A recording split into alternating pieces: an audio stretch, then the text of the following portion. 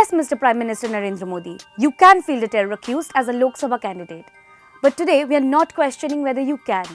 We are questioning whether you should. The BJP's primary plank this Lok Sabha election has been its fight against terror.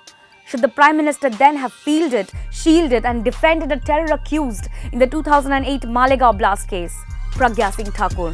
If this is not double standards, then what is? In an interview to Times Now, the Prime Minister said it was a political conspiracy to defame Pragya Thakur's connection to the blast that killed several people and injured at least 100.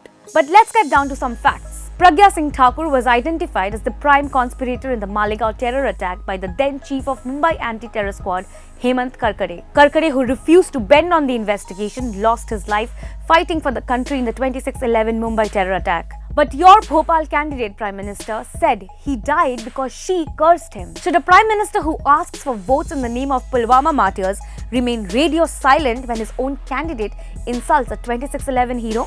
Coming back to the investigation, it was found that Thakur's motorbike was used to plant the bombs for the attack.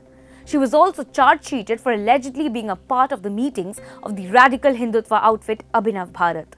The meetings were allegedly conducted to plan attacks on Muslim-majority areas. The case began to be suppressed after the NIA took over in 2011 under the UPA 2 government.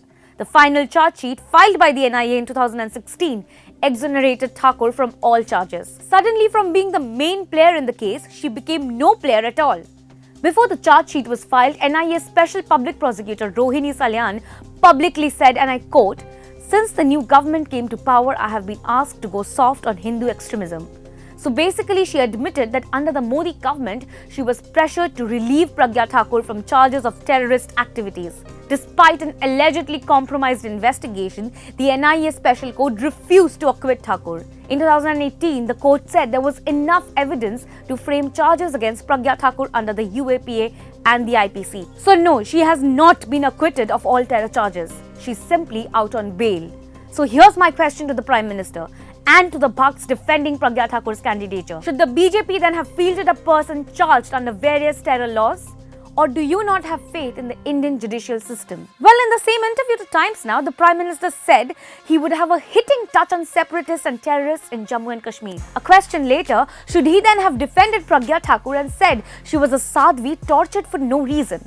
Or is it their religion that makes all the difference? And just by the way, Pragya Thakur's allegations of extreme torture in the ATS custody couldn't be proved anywhere, be it the Supreme Court, the Bombay High Court or the National Human Rights Commission. In that interview again, the Prime Minister said there is a hue and cry about Pragya Thakur's candidature from Bhopal, but nobody questioned Rahul Gandhi and Sonia Gandhi, who are also out on bail.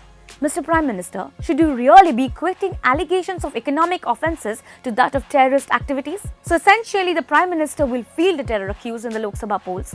To defend her, he will equate terror acts with economic offences. He will not say a word when she celebrates the death of a 26/11 Veer Shaheed. And yet, he will come to you and seek your votes in the name of fighting terror and the Veer Shaheeds of Pulwama.